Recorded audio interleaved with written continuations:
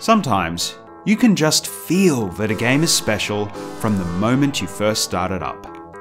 From the iconic Sega chant at the start of Sonic, Sega! To Killer Instinct's forward-looking Ultra 64 shout-out. Available for your home in 1995, only on Nintendo Ultra 64. There are times that you don't even need to start playing the game to know that you're in for a good time. This is exactly how it feels when you first boot up Gods.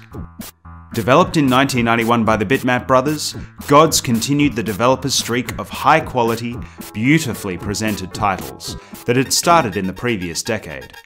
This is evident as soon as the game boots up, and the incredible theme song kicks in.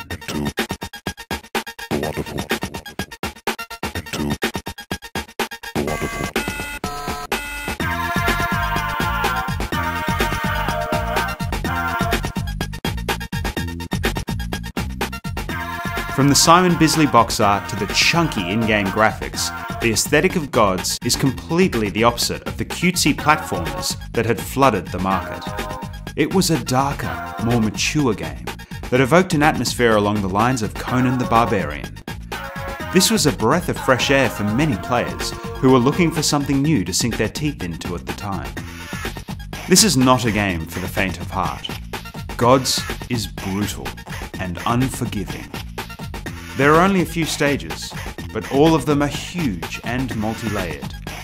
There isn't a lot of direction provided to the player. Instead, you are essentially dropped into the middle of a labyrinth and have to figure things out for yourself.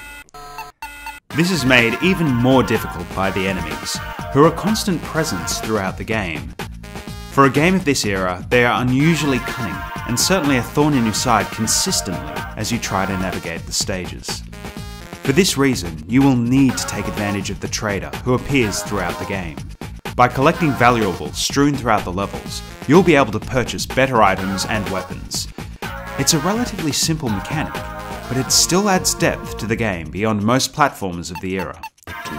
The massive sprites and character design may lead you to believe this is purely an action game, but in reality, this is a more slow-paced title that favours patience and exploration.